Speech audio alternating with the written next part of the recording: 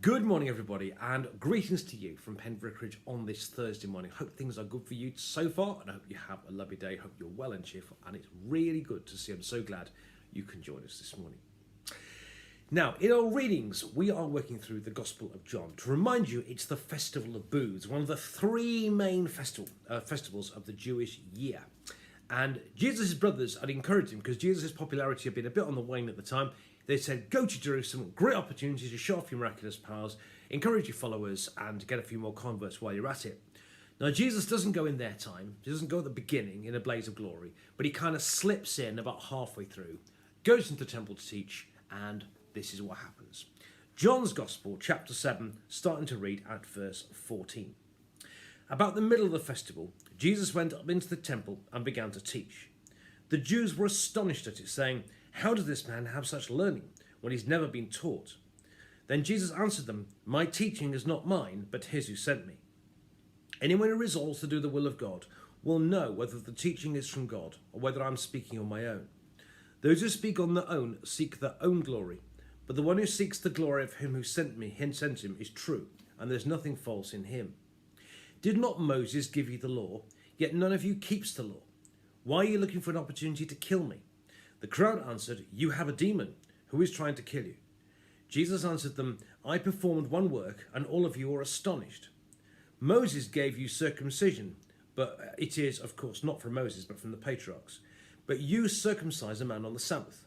If a man receives circumcision on the Sabbath in order that the law of Moses might not be broken, are you angry with me because I healed a man's whole body on the Sabbath? Do not judge by appearances, but judge with right judgment. Now some of the people of Jerusalem were saying, is not this the man who they're trying to kill?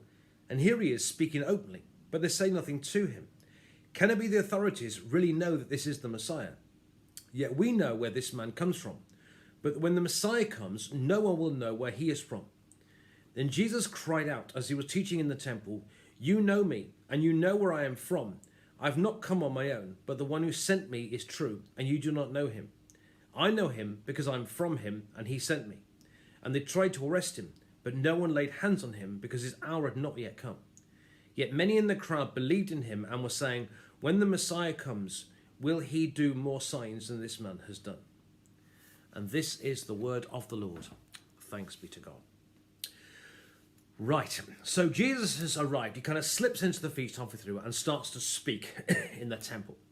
And as is always the case, some people love him and some people start thinking he's the Messiah, as we found out at the end. Other people really can't stand him and they really haven't forgiven him for healing that lame man on the Sabbath back in chapter 5. But whether they love him or hate him, the one thing they're all astonished about is that he seems to have an incredible teaching ability and when he's never had any formal training. And he hasn't studied at any college, or he hasn't even studied at Jesus College, you might say, in Oxford. There's a funny one. He hasn't had any formal training. And unlike other scholars at the time, he doesn't quote from books and scholars and all that sort of stuff as well.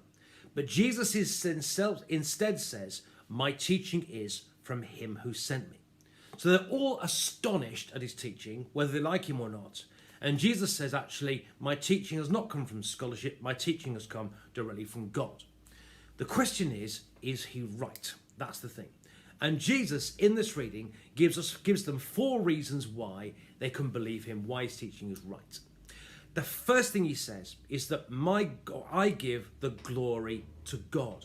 My teaching has come from God, and I give the glory to God. You know, if I wasn't true, I keep the glory for myself. But he says, I'm right because, one of the reasons I'm right is because I give glory to God. God gave me the teaching, and I give God the glory.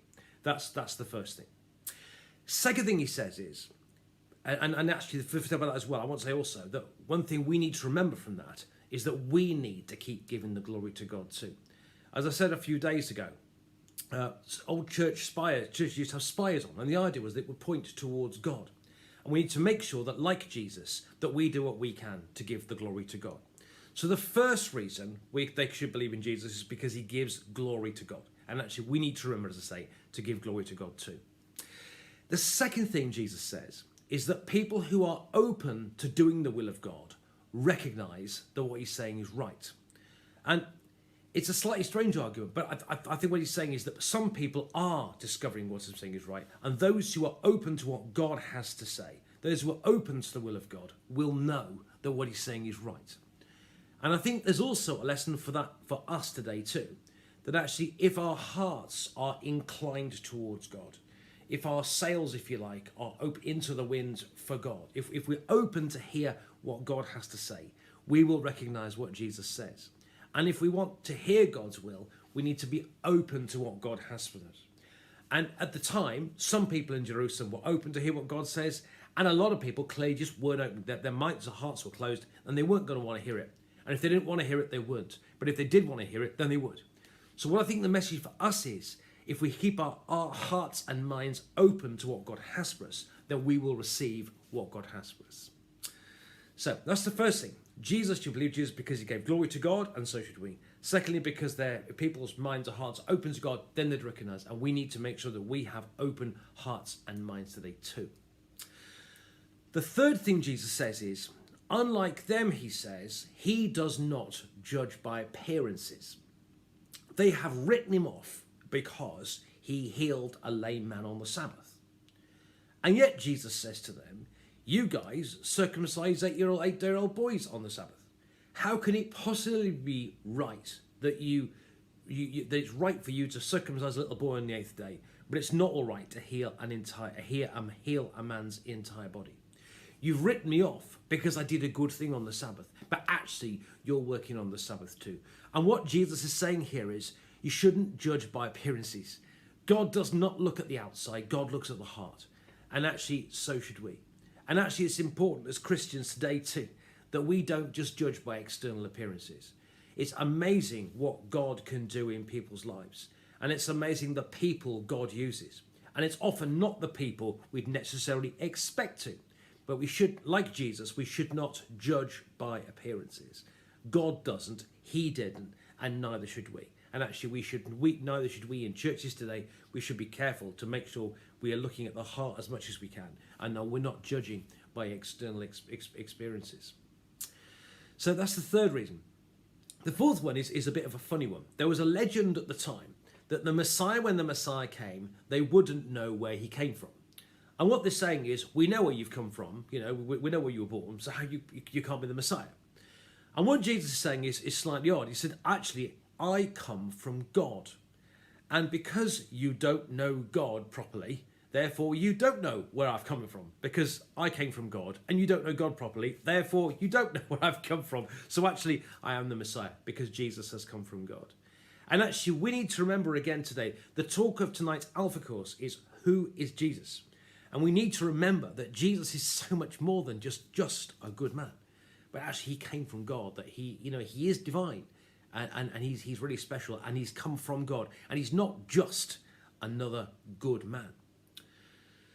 So there's a lot in this morning's reading, and Jesus, as I say, is this Marmite character, and some people think he's brilliant and they follow him and this is the Messiah. Other people say he's got a demon and that he's bad, but he says my teacher, and but they're all astonished by the fact that he hasn't had any formal training, and Jesus says, I haven't, but my training has come from God.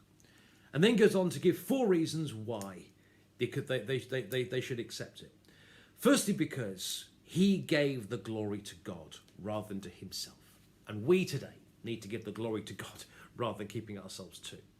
Secondly, he says, people who are open to God are hearing what God has to say and what he has to say, and people that are closed aren't. And we need to make sure today that we keep open hearts and minds to hear what God is saying to us in 2021 today too. Thirdly, he's saying, unlike them, he says, I don't judge by appearances. And likewise in the church today, we need to make sure that we do what we can not to judge by external experiences, but let God judge the heart, because that's what's really, really important. And finally, to remember that Jesus is not just a good man, but that he came from God. That's why they didn't know where he came from, because they didn't know God. But actually, we need to remember that Jesus is not just a good man, that Jesus has actually come from God, that he is God, and that's why we worship him today. A lot of stuff in this morning I'm reading, lots to think about. I hope it makes sense. God bless you. Lots of messages for us today, and do take them to heart, and have a lovely day.